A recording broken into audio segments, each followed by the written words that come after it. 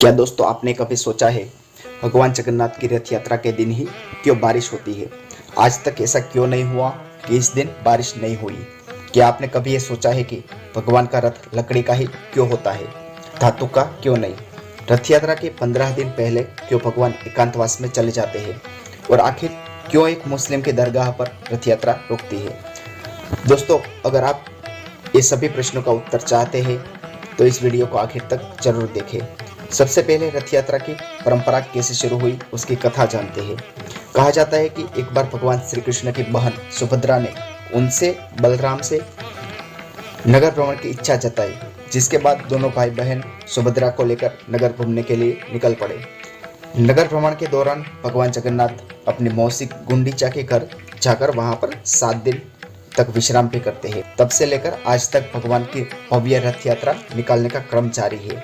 हर साल आषाढ़ शुक्ल की द्वितीया के दिन रथ यात्रा का आयोजन होता है। भगवान जगन्नाथ अपने भाई बहन के साथ जिस रथ पर सवार होते हैं उसमें कोई भी कील नहीं लगाई जाती है। इसमें किसी तरह की धातु का प्रयोग नहीं किया जाता है। ये रथ नीम की लकड़ी का बना होता है और इसे बनाने के लिए लकड़ी का चयन बसंत पंचमी के दिन शुरू हो जाता है। सारी सामग्री जुटाने के बाद रथ को बनाने का कार्य अक्षय तृतीया के दिन से शुरू होता है। अब जगन्नाथ के रथ की खासियत जानते हैं। यात्रा में कुल 3 रथ होते हैं, जिसमें सबसे ऊंचा रथ भगवान जगन्नाथ का होता है। इस रथ का नाम नंदी घोष है। इसकी ऊंचाई 45.05 फुट होती है। यह रथ पीले और लाल रंग का होता है, जबकि बलराम के रथ का नाम तालध्वज है, जिसकी ऊंचाई 45 फुट होती है। यह रथ लाल और हरे रंग का होता है। भगवान जगन्नाथ की बहन सुभद्रा के रथ का नाम दर्पदलन है और इसकी ऊंचाई 44.06 फुट होती है। यह रथ काले और लाल रंग का होता है। क्या आप जानते हैं भगवान भी बीमार होते हैं? जी हाँ, आपको ये बात सुनकर आश्चर्य होगा, लेकिन यह बात सही है। ज्येष्ठ माह की पूर्णिमा तिथि पर जगन्नाथ जी, बलराम जी और सुभद्रा जी को 108 घड़ों के जल से स्नान कराया जाता है। इस स्नान को सहस्त्रधारा स्नान के नाम से जाना जाता है। ऐसा माना जाता है कि 108 घड़े के ठंडे जल से स्नान करने के बाद जगन्नाथ जी, बलभद्र जी और सुभद्रा जी तीनों बीमार हो जाते हैं। इसलिए उन्हें एकांतवास में रखा जाता है। जब तक वे तीनों एकांतवास में रहते हैं तब तक मंदिर के कपाट नहीं खुलते हैं। इन 15 दिनों में उन्हें राजवैद्य की देखरेख में एकांतवास में रखा जाता है। इस दौरान उन्हें काढ़ा और जड़ी बूटियों आदि का भोग लगाया जाता है। ऐसी मान्यता है कि राजवैद्य की तरफ से दिए गए आयुर्वेदिक दवा से वे 15 दिनों में ठीक हो जाते हैं। इसके बाद रथ यात्रा शुरू की जाती है। क्या आप जानते हैं भगवान जगन्नाथ की रथ यात्रा का रास्ता कैसे साफ होता है? भगवान जगन्नाथ के रथ में कुल 16 पहिए होते हैं और ये अन्य दोनों रथों की तुलना में बड़ा होता है। जब ये रथ तैयार हो जाते हैं तो पुरी के राजा गजपति की पालकी आती है, जो इन रथों की पूजा करते हैं। एक परंपरा ये भी है कि राजा सोने की झाड़ू से रथ के मंडप को साफ करते हैं। इसके बाद रथ यात्रा के रास्तों को भी ऐसे ही साफ किया जाता है। इस परंपरा को छड़ पहनारा कहा जाता है। अब जानते हैं क्यों मजार पर रुकती है रथ यात्रा। यह उस समय की घटना है जब भारत पर मुगलों का शासन हुआ करता था। सालबेग इस्लाम धर्म को मानता था। उसकी माता हिंदू और पिता मुस्लिम थे। सालबेग मुगल सेना में भर्ती हो गया। एक बार उसके माथे पर चोट लगने के कारण बड़ा घाव हो गया।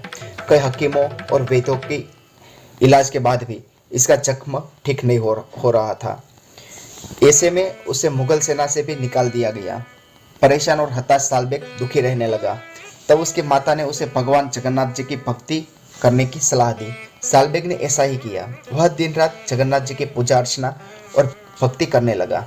एक बार सालबेग ने सपना देखा कि जगन्नाथ जी खुद उसे मिलने आए हैं और उसके घाव पर लगाने के लिए भभूत देते हैं, और सालबेग ने सपने में ही उस भभूत को अपने माथे पर लगा देता है। जब सालबेग की नींद खुलती है तब उसे एहसास होता है कि वह तो सपना देख रहा था, लेकिन वह इस बात से हैरान रह जाता है कि उसके माथे का घाव सचमुच में ठीक हो चुका है। तब सालबेग तुरंत जगन्नाथ जी के मंदिर की तरफ उनके दर्शन के लिए दौड़ पड़ता है, लेकिन मुस्लिम होने के कारण उसे मंदिर में प्रवेश नहीं मिलता। ऐसे में वह मंदिर के बाहर बैठकर ही भगवान की भक्ति करने लगता है। भगवान की भक्ति करते करते सालबेग की मृत्यु हो जाती है, लेकिन अपनी मृत्यु से पहले वह कहता है कि यदि मेरी भक्ति में सच्चाई है तो मेरे प्रभु मेरी मजार पर दर्शन देने जरूर आएंगे।